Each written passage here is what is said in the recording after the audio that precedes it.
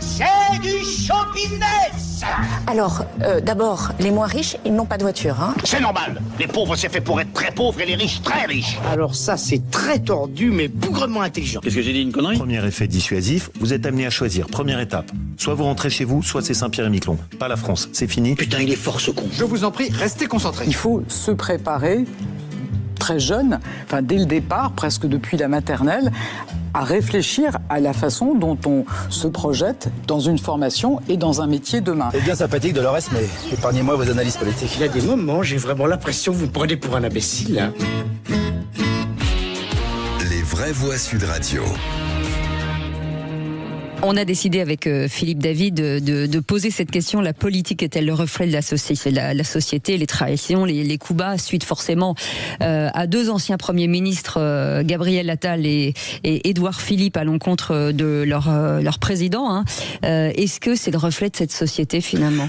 Alors, je voudrais faire une distinction tout de même dont j'ai conscience du caractère un petit peu sophistique tout de même.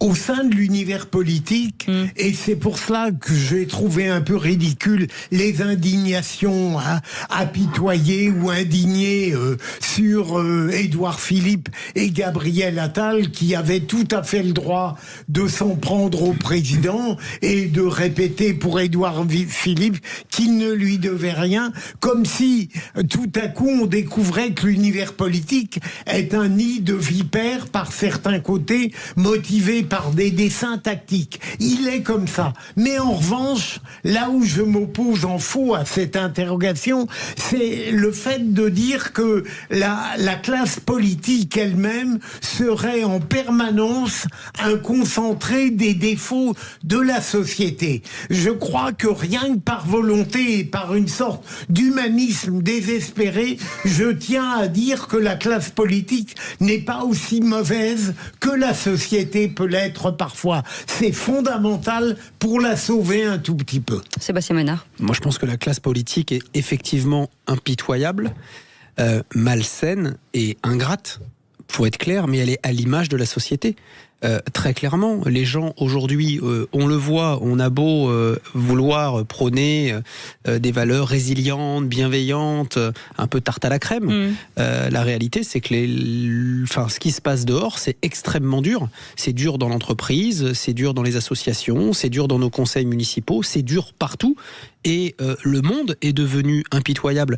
Et que la classe politique, quelque part, ne relève pas, je dirais, par le haut, c'est les bassesses dont on peut être soit victime, soit responsable dans nos sociétés, est quelque chose qui, moi, m'exaspère au plus haut point. On doit, en politique, montrer une voie, une certaine forme d'exemplarité, nourrir une espérance, évidemment, tout sauf crédule et candide, mais il faut proposer autre chose. Ce qui se passe quand on voit Gabriel Attal et Édouard Philippe, et je suis plus proche de ces idées-là que d'autres idées, tout le monde le sait ici, mais franchement c'est scandaleux, ils lui doivent tout à Macron. Quoi qu'on dise, Gabriel Attal n'était rien avant Emmanuel Macron, et de l'aveu même des propres mots d'Édouard Philippe qu'il disait il y a peut-être 4 ou 5 ans, il disait même si Alain Juppé avait gagné la primaire à droite, même si Alain Juppé avait été président de la République, je n'aurais pas été pour sûr Premier ministre, je n'aurais probablement même pas été ministre. Donc de fait, il lui doit tout. Ils lui doivent tout. Donc l'ingratitude, ce côté très malsain qui consiste à sonner la lalie contre... à la limite, le problème n'est pas Emmanuel Macron, mais je trouve que ça donne une très très très très très mauvaise image de ce que devrait être la société française. Jean-Yves Le Brun. Écoutez, je vais peut-être m'inscrire un peu en faux contre cet aspect des choses. Je ne veux pas m'arrêter à ce que dit l'un ou l'autre.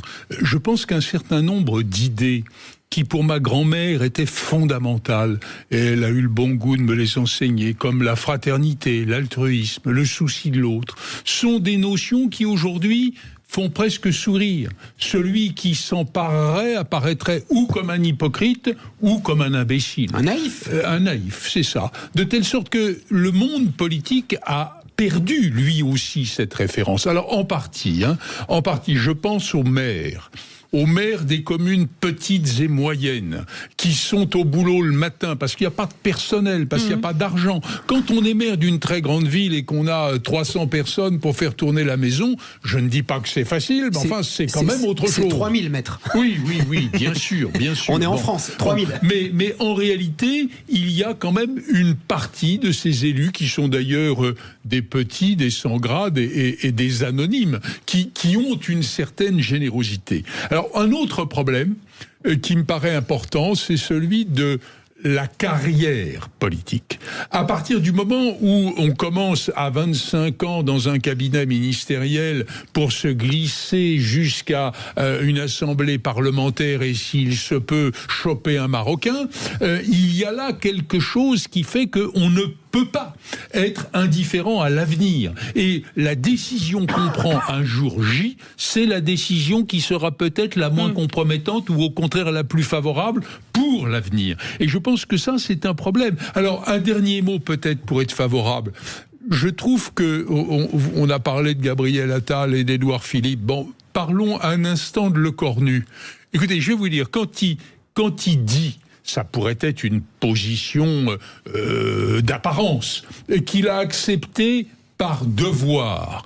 Je veux dire, moi j'ai tendance à le croire. Alors moi je suis peut-être naïf, mais je trouve que prendre la tête d'un gouvernement dans les circonstances actuelles, avec une absence de rebondissement possible, peut-être en revanche une probabilité de chute qui fera mal.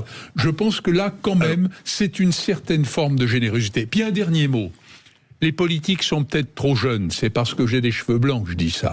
Mais la gérontocratie de jadis avait un je ne sais quoi d'avantage. Il y a un âge où on ne ménage plus l'avenir. Il y a un âge où on dit la vérité parce que la conséquence, on s'en fout. Parce que la seule problématique, c'est d'être sincère. À 40 ans, il faut quand même songer aux 30 années qui suivent. Alors, moi, je pense fondamentalement une chose, c'est que la politique, c'est violent depuis la nuit des temps. Rappelez-vous, Brutus tuant son père.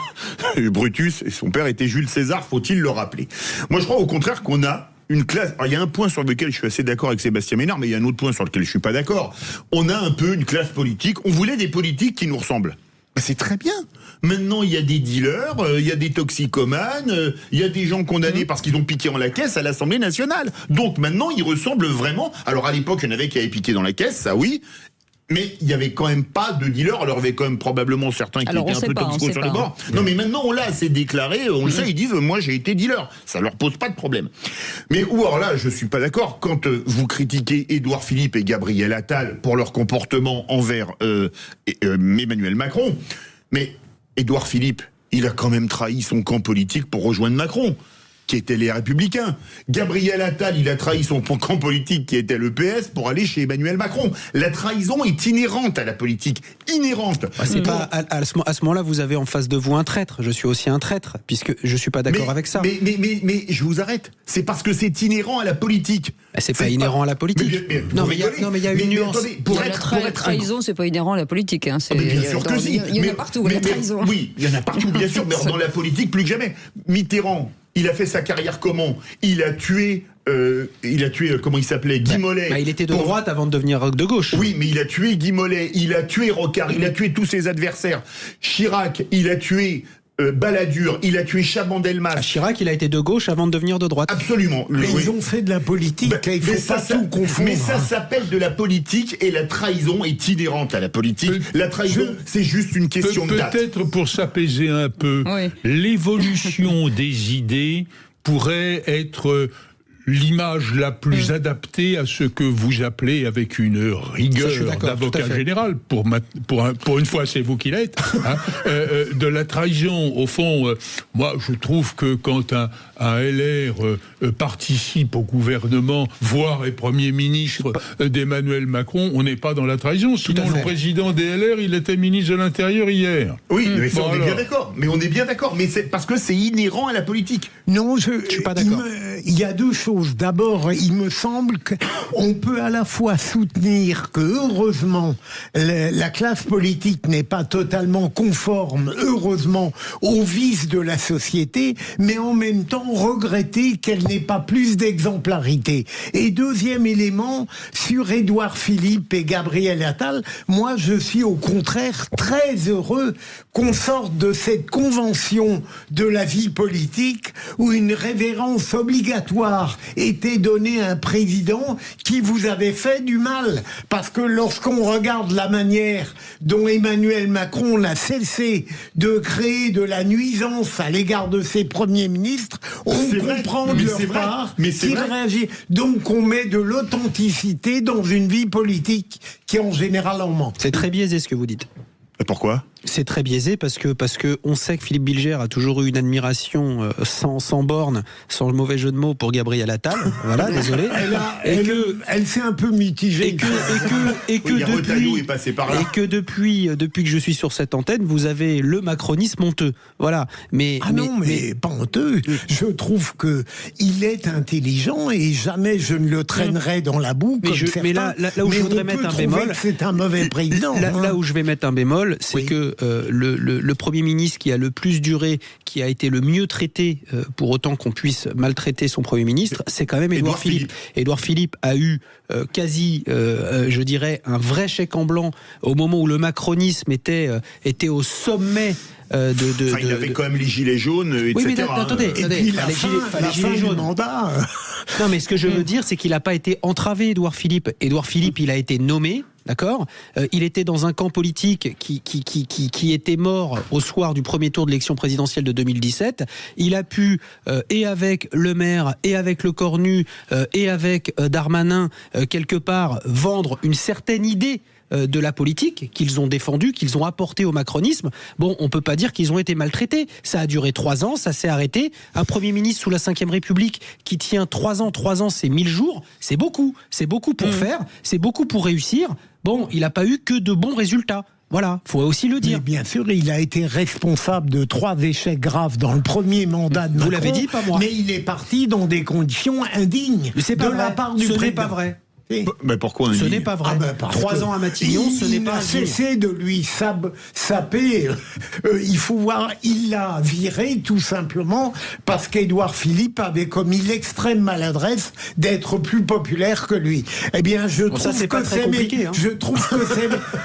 que c'est médiocre. Là, c'est vous qui l'avez dit. À l'époque, en même temps, j'ai pas parlé du tout de ce débat. En même temps, pour tous ceux qui n'étaient pas contents, comme Bruno Le Maire ou Édouard Philippe, pouvaient partir. C'est-à-dire quand vous n'êtes pas heureux là où vous êtes, vous pouvez dire écoutez, moi je démissionne parce que de toute façon mon action n'est pas possible. Mais un ministre, ça ferme sa gueule ou ça démissionne. C'est tout. Voilà. Donc pour dire on après, est toujours courageux avec la vie des autres. Bah ouais. Mais moi quand je suis pas contente. De toute façon, il n'y a pas d'avenir politique sans une émancipation à l'égard de celui qui a été le maître ou le père. C'est le festin totémique chez Freud. Non mais rappelez-vous la déclaration, je crois que c'était de Genève, de Pompidou, qui à l'époque, quand il annonce que si De Gaulle partait, c'était une audace extraordinaire. Et là, on le souhaitait à la place de De Gaulle. Je vous arrête de mémoire, la déclaration de Rome, c'est janvier ou février 69. Et le référendum qui fait partir De Gaulle est en avril, n'était pas encore annoncé de mémoire. Messieurs, en tout cas, merci beaucoup Zoe Bleborg, merci beaucoup Philippe Bilger, merci beaucoup Sébastien Ménard, merci beaucoup Philippe David. Merci beaucoup, c'était une très bonne émission, j'ai appris plein de choses.